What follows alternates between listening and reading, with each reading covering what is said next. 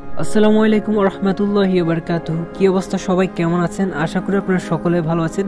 নিয়ে আসলাম আপনাদের জন্য মিথ্যা অভিযোগ গল্পের পার্ট 11। আর যারা চ্যানেলে নতুন আছেন তারা এখনই চ্যানেলটি সাবস্ক্রাইব করে বেল আইকনটি প্রেস করে দিবেন, আর ভিডিওটিতে একটা লাইক করে দিবেন, কমেন্ট করে দিবেন। তো চলুন আর দেরি কিসের, এখনই শুরু করে দেওয়া যাক আমাদের আজকের ভিডিও।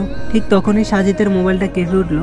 মোবাইলটা বের করতে দেখলো রাকিব কল করেছে। কলটা ধরা মাত্র রাকিব বলে উঠলো, কখন যাবি তোরা? এতদিন হয়ে গেল। সাজিদ তখন বলল, হ্যাঁ আর কিছুদিনের মধ্যে চলে যাব। তোকে আমি আজকেই কল করতাম, তার আগে তুই কল করেছিস। আচ্ছা বন্ধু, তোকে তো একটা কথা বলা হয়নি, আমি ডাক্তার হয়েছি, আমার জন্য দোয়া করিস। রাকিব তখন বলল, ও এটা তো খুব ভালো খবর, তাহলে হ্যাপির চিকিৎসার জন্য তুইও কাজে লাগতে পারিস। সাজিদ বলল, হ্যাঁ আমি চেষ্টা করব, জানি না কতটুকু পারবো, তবে আমি আমার বেস্টটা চেষ্টা করব। রাকিব তখন বলল, আচ্ছা তোকে একটা কথা বলার জন্য কল করেছি। সাজিদ তখন বলল, কি কথা? রাকিব বলল, আর কিছু মাস পরে আমার বিয়ে, আমি চাই তুই হ্যাপির চিকিৎসাটা করে খুব তাড়াতাড়ি দেশে ফিরে আয় আর আমার বিয়েতে অ্যাটেন্ড করবি। আর তোর জন্য দোয়া রইল যেন আল্লাহ তাআলা তোর মনের আশাটা পূরণ করে। তারপর রাকিবের সাথে কথা শেষ করে ফোনটা রাখলাম, আর হ্যাপি বলে উঠল, কে ছিল? সাজিদ তখন বলল, আমার একটা বন্ধু। আচ্ছা চল এখন আমরা একটা গাড়ি নিই। তারপর একটা গাড়ি ঠিক করে চলে গেলাম একটা ফুচকার দোকানে, কারণ এর আগের বার আমি দেখেছি হ্যাপি ফুচকা অনেক পছন্দ করে, তাই এইবার ও বলার আগে আমি ওকে নিয়ে গেলাম। ফুচকার দোকানে গিয়ে বললাম, মামা আমাদেরকে 3 প্লেট ফুচকা দিন। এদিকে মেঘলা এগুলো দেখে খুব জ্বলছে, আর মনে মনে সে হ্যাপিকে দেখতে পাচ্ছে না। তার কারণ হচ্ছে সাজিদের সাথে মেলামেশা সে দেখতে পারছে না। আর মেঘলা মেয়েটা অনেক জেদি, সে যেটা চায় সেটা সে যে করে হোক পেতেই হবে। তাই মেঘলা সিদ্ধান্ত নিল সাজিদকে সে পেয়ে ছাড়বে, যে কোনো মূল্যে হোক। এসব কথা ভাবছে, ঠিক তখনই সাজিদ বলে উঠলো, কিরে মেঘলা কি ভাবছিস? এই নে ফুচকা। মেঘলা বলল, আমাকে খাইয়ে দে, না হয় আমি খাবো না। মেঘলার এমন কথায় সাজিদ কি করবে কিছুই বুঝতে পারছে না। হ্যাপিও কেমন জানি অবাক হয়ে গেল। সাজিদ তখন মনে মনে ভাবতে থাকে, মেঘলার মনে যদি কষ্ট দিই তাহলে তার মাও কষ্ট পাবে। তাই আর কোনো কিছু চিন্তা না করে মেঘলাকে ফুচকা খাইয়ে দিলাম। তারপর ফুচকা খাওয়া শেষে তারা সেখান থেকে চলে যায়। তারপর তারা অনেক ঘোরাঘুরি করলো, আর ঘোরা শেষে সন্ধ্যা হয়ে যায় বাসায় যেতে। বাসায় যেতে আম্মু মেঘলাকে দেখে বলল, কেমন লেগেছে তোর কাছে? মেঘলা তখন বলল, অনেক ভালো লেগেছে। এদিকে হ্যাপি আর কোনো কিছু না বলে সে তার রুমে চলে যায়। সাজিদ তখন মনে মনে ভাবতে থাকে, নিশ্চিত মেয়েটা অনেক রাগ করেছে। সাজিদ আর দেরি না করে চলে গেল হ্যাপির রুমে। রুমে যেতেই হ্যাপি বলল, কেন এসেছিস? তুই মেঘলার কাছে যেতে পারিস না? হ্যাপির এমন কথা শুনে সাজিদ বলল, কি রে হ্যাপি, কি হয়েছে? এমন করছিস কেন হঠাৎ? হ্যাপি বলল, আমি এমনই। সাজিদ বলল, আমি জানি তুই এমনই, আচ্ছা বল না কি হয়েছে? হ্যাপি বলল, তুই মেঘলাকে ফুচকা খাইয়ে দিয়েছিস ভালো কথা, কিন্তু আমাকে কেন দিলি না? সাজিদ তখন বলল, আচ্ছা সমস্যা নেই, আমি তোকে এখন রাতের খাবারটা খাইয়ে দিব, প্লিজ তারপরও রাগ করিস না। তুই যদি রাগ করিস আমার একটুও ভালো লাগে না। এই কথাটা বলা মাত্র হ্যাপি সাজিদকে জড়িয়ে ধরা মাত্র সাজিদ মনে মনে ভাবতে থাকে, হ্যাপির এমন কি হলো? ঠিক তখনই হ্যাপি বলে উঠলো, সাজিদ তুই আমাকে কখনো ছেড়ে যাবি না, আমাকে কখনো ভুলে যাবি না, কথা দে আমাকে। সাজিদ তখন বলল, আরে পাগলি তুই এসব কি বলিস? আমি কেন তোকে ছেড়ে যাব? আমি সব সময় তোর পাশে আছি, তোর পাশেই থাকবো, কথা দিলাম। তারপর হ্যাপির সাথে কথা শেষ করে সাজিদ তার রুমে চলে গেল। রুমে যেতেই সাজিদ দেখতে পেল কে একজন তার রুমে শুয়ে আছে। একটু ভালো করে খেয়াল করে দেখতে পেল এটা মেঘলা। তখন সাজিদ বলল, কিরে মেঘলা এখানে কেন শুয়ে আছিস? মেঘলা সাজিদের কথা শুনে সাথে সাথে উঠে বসে পড়ল, আর বলল, কেন কি হয়েছে? আমি এখানে এসেছি, তোর সমস্যা কি? সাজিদ বলল, না আমার কোনো সমস্যা না। আচ্ছা ঠিক আছে তুই এখানে থাক, আমি তাহলে নিচে চলে যাচ্ছি। ঠিক তখনই মেঘলা বলে উঠলো, না তুই নিচে যাস না, এখানে থাক, তোর সাথে আমার অনেক কথা আছে। সাজিদ বলল, কি কথা? মেঘলা তখন বলল, আচ্ছা থাক, আমি এখন তোকে বলবো না, তুই দেশের বাইরে থেকে আয়, তখন খালামুনি তোকে বলবে। সাজিদ তখন মনে মনে ভাবতে লাগলো, কি এমন বলবে? কিছু জিজ্ঞেস করবে তার আগে মেঘলা সেখান থেকে চলে যায়। এদিকে রাতের খাওয়ারও সময় হয়ে এসেছে, তাই সাজিদ আর রেস্ট না করে চলে গেল নিচে গিয়ে খাওয়ার টেবিলে বসলো। একে একে সবাই আসলো, কিন্তু হ্যাপি আসেনি। আন্টি তখন বলল, কি রে হ্যাপি আসছে না কেন? সাজিদ তখন বলল, আন্টি সমস্যা নেই, আমি যাওয়ার সময় ওর খাবারটা নিয়ে যাব। তারপর সবাই খাওয়া দাওয়া শেষ করে আমি হ্যাপির খাবারটা নিয়ে চলে গেলাম হ্যাপির রুমে যেতে দেখছি মেয়েটা ঘুমিয়ে আছে, তাই সাজিদ আর ডাকছে না, সেইখানেই বসে আছে। সাজিদ তখন মনে মনে বলছে, ও ঘুম থেকে উঠুক, তারপর না হয় ওকে খাইয়ে দিব। তারপর সাজিদ একপাশে খাবারগুলো রেখে হ্যাপির দিকে তাকিয়ে বসে আছে, আর মনে মনে ভাবছে, কেন জানি মেয়েটার প্রতি অনেক মায়া কাজ করে। যেদিন আমার বিপদে কেউ ছিল না, তারপরে হ্যাপি ছিল। আসলে এটা সত্যি, একটা মেয়ে চাইলে একটা ছেলের জীবন খুব ভালোভাবে পরিবর্তন করতে পারে। একটা মেয়েকে দিয়ে যেমন ভালো সম্ভব, তেমন খারাপও সম্ভব। যেমন নুসরাত আমার জীবনটাকে ধ্বংস করে দিয়েছিল, আর সেইখান থেকে আমার এত দূর আসার অবদান শুধু একজনেরই, সেটা হলো হ্যাপি। কোনো স্বার্থ ছাড়া আমার পাশে আছে। এটা কোনো ভালোবাসা বা কি জানি না, তবে আমার কেন জানি মনে হয় ওকে ছাড়া আমি একদমই থাকতে পারবো না।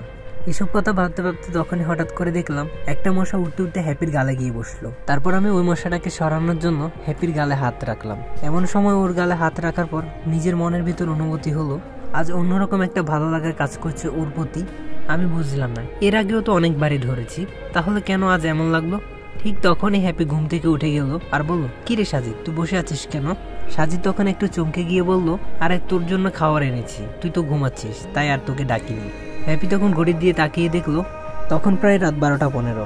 এত রাত দেখে হ্যাপি তখন বলল, তুই আমাকে ঘুম থেকে না ডেকে এতক্ষণ পর্যন্ত বসেছিলি?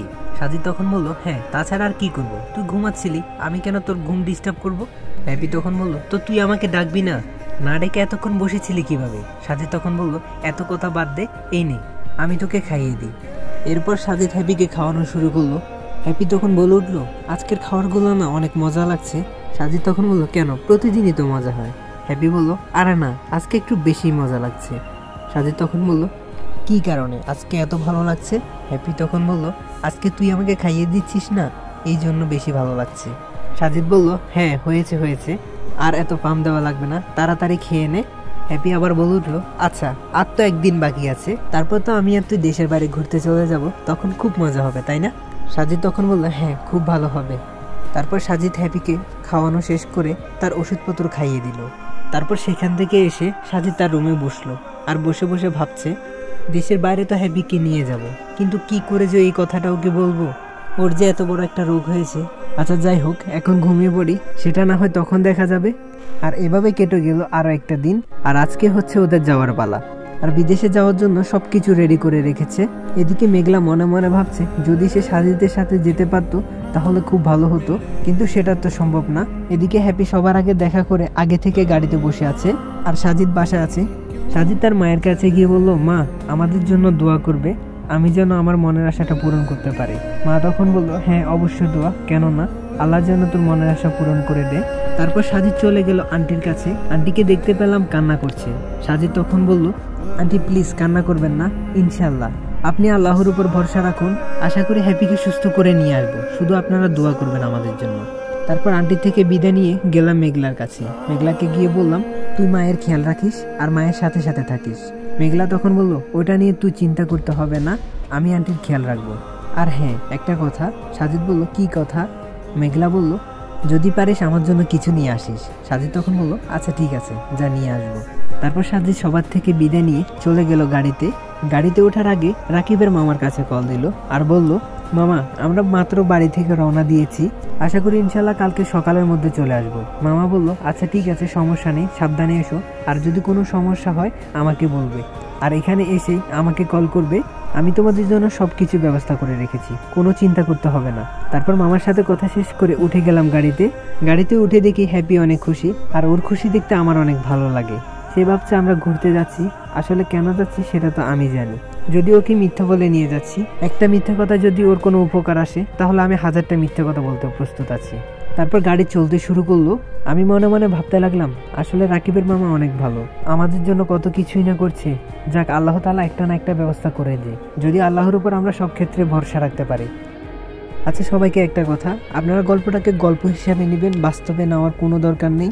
তবে হ্যাঁ, আপনাদেরকে একটা কথা বলি, আমি এই গল্পের মাঝেও আমি অনেক বাস্তবিক কিছু জিনিস নিয়েছি, যেগুলো হয়তো আমার সাথে ঘটেছে বা অন্য কারোর সাথে ঘটেছে, এমন অনেক কিছুই আমি তুলে ধরেছি। তবে তারপরে বলতে চাই, আপনারা গল্পটাকে বিনোদন হিসেবে নেবেন। আর আমি এই ধরনের আরেকটা গল্প লিখেছি, ওইটাও খুব তাড়াতাড়ি আসবে। এই গল্পগুলো শেষ করি, তারপর না হয় আসবে। আর হ্যাঁ, সবার উদ্দেশ্যে একটা কথা, এই গল্পের কিন্তু সিজন 2 আছে, ওইটা কিন্তু আরো ধামাকা হবে। তো চলুন আবার গল্পে ফিরে যাই। এসব কথা ভাবতে ভাবতে যাচ্ছি, এমন সময় একটা নদী দেখে হ্যাপি বলল, আচ্ছা আমাকে নদীতে এরকম নৌকা করে ঘোরাবি? সাজিদ তখন বলল, হ্যাঁ কেন না, অবশ্যই তোকে ঘোরাবো, তোর কথা রাখিনি, এমন কখনো কি হয়েছে? হ্যাপি তখন বলল, আচ্ছা ঠিক আছে, আমি ঘুমাবো, তোর কাঁধে মাথা রেখে ঘুমাতে চাই। সাজিদ তো আর কিছু না বলে বলল, আচ্ছা ঠিক আছে, ঘুমা তুই। এভাবে 2-1 ঘন্টা কেটে গেল, আর ক্ষুধাও লেগেছে অনেক। তাই হ্যাপিকে ঘুম থেকে তুলে বললাম, আমার অনেক ক্ষুধা লাগছে, চল পাশে একটা রেস্টুরেন্ট আছে, ওইখান থেকে কিছু খেয়ে নি। তারপর আমি, হ্যাপি আর ড্রাইভার চলে গেলাম রেস্টুরেন্টে। রেস্টুরেন্ট থেকে কিছু খেয়ে নিলাম। খাওয়া শেষে, আচ্ছা তুই গাড়িতে যা, আমি আসছি। হ্যাপি বলল, কেন, তুই সহ চল। সাজিদ বলল, না তুই যা, আমি আসছি। হ্যাপি আর কোনো কিছু না বলে চলে গেল গাড়িতে।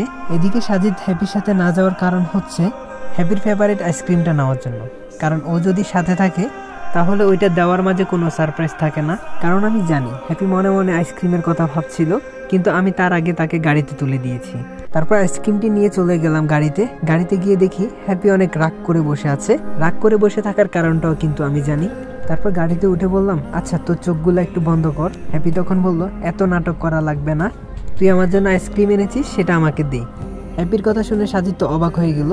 সাজিদ মনে মনে ভাবতে লাগলো, হ্যাপি কি করে এটা জানলো। তারপর হ্যাপিকে জিজ্ঞেস করলাম, আচ্ছা আমি যে আইসক্রিম নিয়ে এসেছি এটা তুই কি করে বুঝলি?